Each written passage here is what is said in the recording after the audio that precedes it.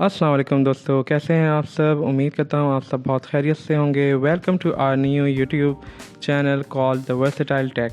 Guys, ये पहले तो मैं इंट्रो दे दूँ कि ये चैनल हमारा the versatile tech as the name suggest कि बहुत सारी टेक्नोलॉजीज़ इंशाल्लाह कवर करेंगे हम अपने यूट्यूब चैनल पे। और जो आज का हम रिव्यू लेकर आए हैं वो है as the title suggest the Oppo Reno 11 long term review. तो ये डिवाइस मेरे पास काफ़ी अरसे से है और मैं इसका लॉन्ग टर्म रिव्यू लेकर आया हूँ कि मेरे यूसेज में कैसे रही है, किस तरह से ये डिवाइस जो है वर्थ इट है, आज हम सब कवर करेंगे। So let's start the video. तो सबसे पहले स्टार्ट करते हैं with the specs and the price.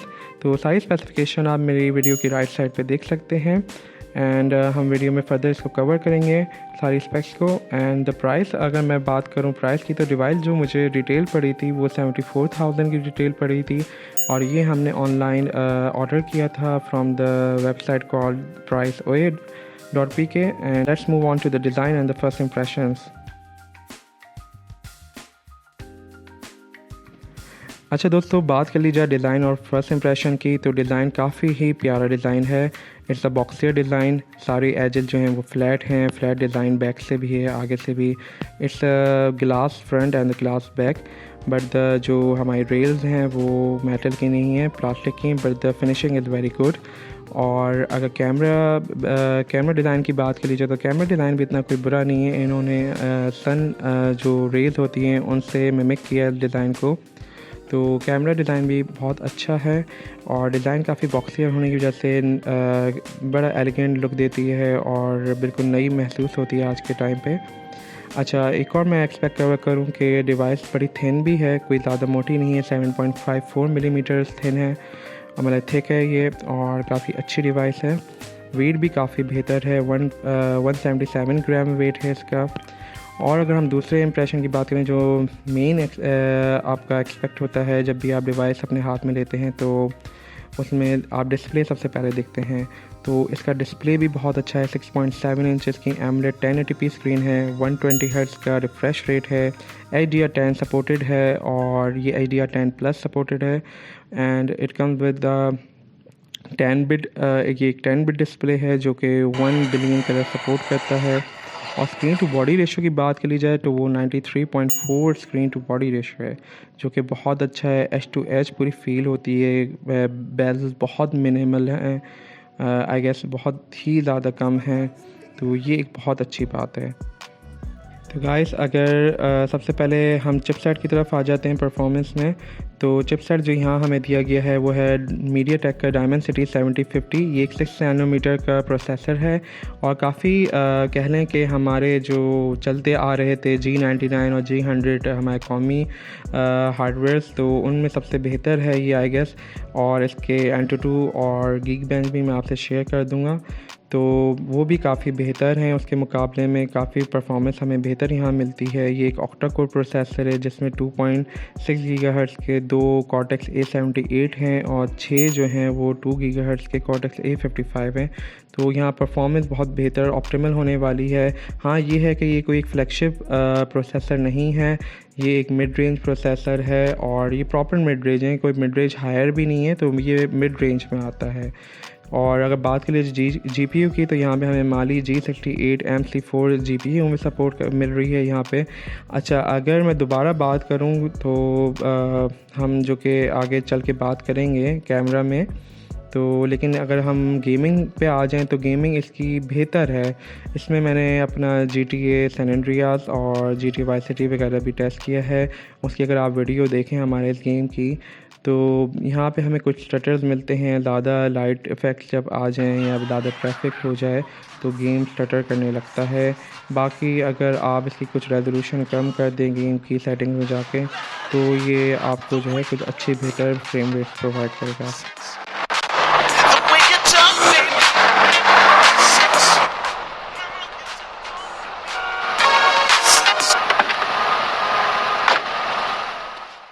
करें हैं हम लोग के ऑपरेटिंग सिस्टम, इसमें हमें जो अभी जब आया था तो ये एंड्रॉयड 14 के साथ था। अब जब से अपडेट आई है तो ये हो गया एंड्रॉयड 15 पे, और कलर ओएस हमें 15 अब मिल गया है इस पर।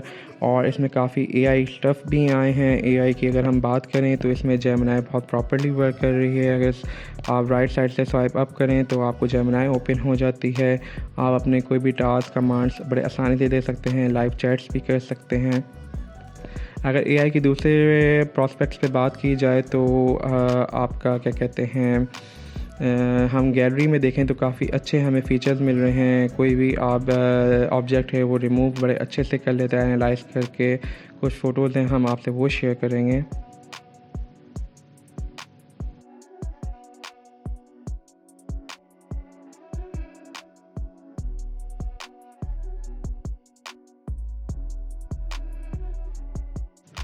तो ये सारे एक्सपेक्ट हो गए परफॉर्मेंस के हवाले से। यूज़र इंटरफ़ेस की भी बात कर ली जाए यहाँ पे तो यूज़र इंटरफ़ेस बहुत ही अच्छा यूज़र इंटरफ़ेस है। कलर ओएस जो है एक बहुत ही बेहतर, क्योंकि ओप्पो हमेशा अपने इंटरफ़ेस के हवाले से, अगर मैं बात करूँ मेरे पर्सनल फेवरेट जो थे एंड्रॉयड में, वो बिल्कुल पिक्सल का अपना जो प्योर एंड्रॉयड है वो मेरे लिए बहुत फेवरेट है। उसके बाद मेरे लिए ऑक्सीजन ओएस जो था अपना वन प्लस का, और वन प्लस ज़ाहिर है ओप्पो की ही सिस्टर कंपनी है, तो उसके बाद ओप्पो का अपना कलर ओएस बहुत बेहतर में है।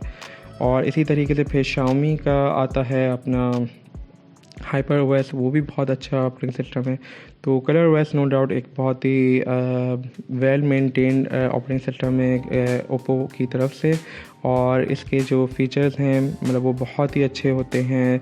इसमें आपको होम स्क्रीन बड़े अच्छे से, लॉक स्क्रीन वगैरह इनकी सब आप जो है बड़े ही ज़्यादा डायनामिकली तौर पे आप इसको अपने तौर पे कह लें कि डिज़ाइन कर सकते हैं, अपने अपने आप बिल्कुल अपनी पर्सनल डिवाइस बना सकते हैं इसको। तो ऑपरेटिंग सिस्टम में आपको बहुत सारे फ़ीचर मिल जाते हैं। बात कर ली जाए बैटरी की, तो बैटरी यहाँ पे हमें बड़ी सॉलिड बैटरी मिली है। 5000 मिली एम्पेयर की बैटरी है, and it comes with 67 watt fast charging as well.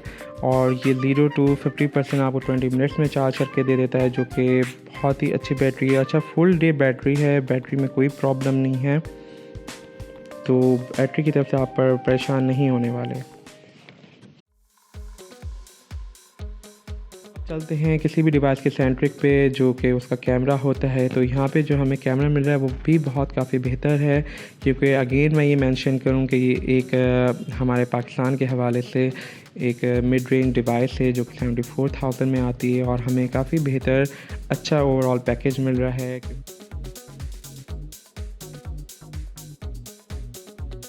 तो अगर हम कैमरे की भी बात करें तो यहाँ पे हमें कैमरा सेटअप भी काफ़ी बेहतर मिल रहा है। 64 मेगापिक्सल का मेन सेंसर मिल रहा है, और 8 मेगापिक्सल का इसी के साथ हमें अल्ट्रा वाइड मिल रहा है, जो कि बहुत ज़रूरी है आजकल। अल्ट्रा वाइड मेरे ओपिनियन में अल्ट्रा वाइड कम से कम 12 मेगापिक्सल होना चाहिए।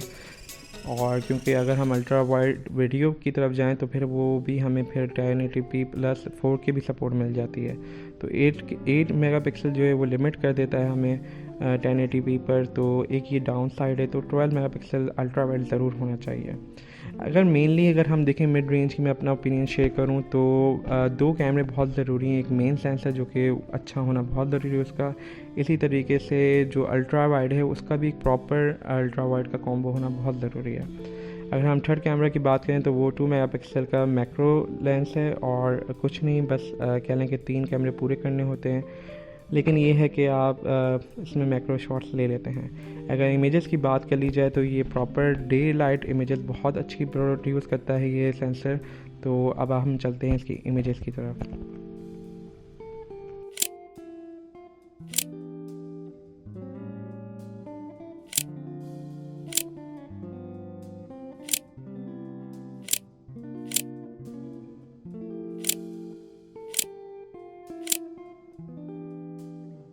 फ्रंट सेल्फीज़ हैं हमारे फ्रंट कैमरे से जो कि 32 मेगापिक्सल का है, उसकी तरफ आ जाते हैं। अब ये हमारी 4K 30 FPS की वीडियो है।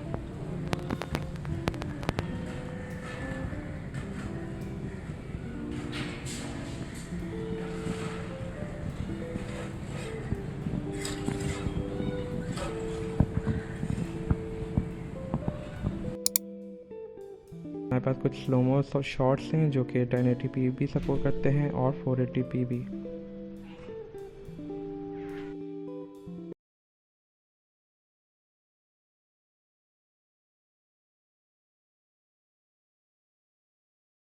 अब हम अपनी वीडियो के अख्ताम पर हैं और अब हम आ जाते हैं कुछ चीज़ें जो हमें डिस्कस करनी चाहिए।